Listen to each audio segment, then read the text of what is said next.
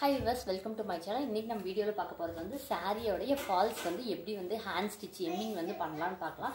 இப்போ வந்து ரொம்ப காஸ்ட்லியான sarees வந்து ஸ்டிச் பண்ண வேணாம் அப்படினு சொல்லி கஸ்டமர் சொல்வாங்க. அந்த மாதிரி sarees வந்து எப்படி ஹெம்மிங் பண்ணலாம் அப்படினு பார்க்கலாம். இப்போ வந்து YouTubeல யாரும் சொல்லாத ஒரு சீக்ரெட் நான் சொல்லி தரேன் உங்களுக்கு.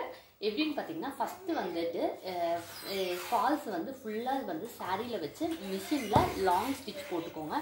இங்க பாருங்க எவ்வளோ லாங்கா நீங்க போட முடியுமோ அந்த மாதிரி பெரிய ஸ்டிச் வச்சு ஃபர்ஸ்ட் லாங் ஸ்டிச் போட்டுக்கோங்க.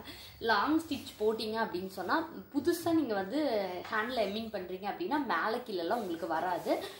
நம்ம வந்து நீட்டா ஸ்டிச் பண்ணிடலாம். அப்படி ஃபர்ஸ்ட் வந்துட்டு லே பண்ணி கரெக்டா ஸ்டிச் பண்ணி முடிச்சதுக்கு அப்புறம் இந்த கார்னர்ல இருந்து நம்ம ஸ்டார்ட் பண்ணுவோம். ஸ்டார்ட் பண்ணும்போது இன்னொரு என்னன்னா நூல் வந்து ரொம்ப த்ரெட் வந்து ஓவரா போடாதீங்க.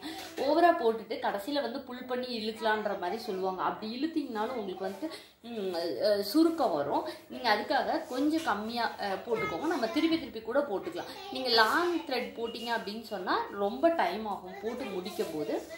ஃபர்ஸ்ட் வந்துட்டு ஒரு லாக் ஸ்டிச் போட்டு ஸ்டார்ட் பண்ணிருங்க.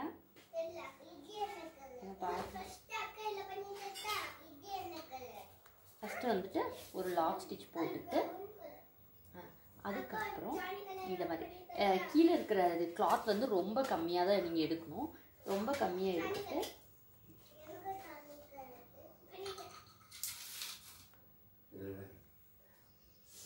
இந்த மாதிரி நீங்கள் வந்து ஸ்டிச் பண்ணியிருக்கிறது வந்து எங்கே போகணும் அப்படின்னு பார்த்தீங்கன்னா இந்த ஃபால்ஸ் இருக்கு இல்லையா, ஃபால்ஸ்க்கு அடியில் போயிடணும்.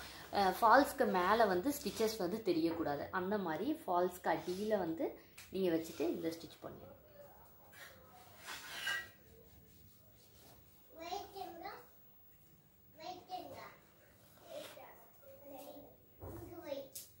உங்களுக்கு வந்து சில்க் சாரீ எந்த சாரீ கொடுத்தீங்கனாலும் இந்த மாதிரி நீங்கள் ஸ்டிச் பண்ணும்போது ரிங்கிள்ஸும் எதுவும் வராது, ஃபினிஷிங்கும் நீட்டாக இருக்கும்.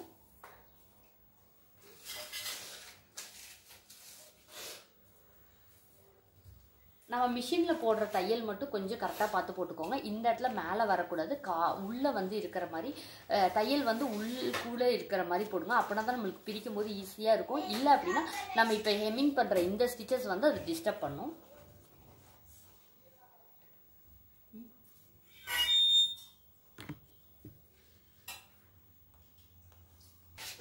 இப்போ ஃபுல்லாக ஹெம்மிங் பண்ணி முடிச்சிட்டோம். ஆனால் ஹெம்மிங் பண்ணது பேக் சைடில் மேலே தெரியாத மாதிரி ஹெம்மிங் பண்ணணும். நம்ம கிளாத் எடுத்ததே தெரியாது, அந்தளவுக்கு நீட்டாக இருக்கணும்.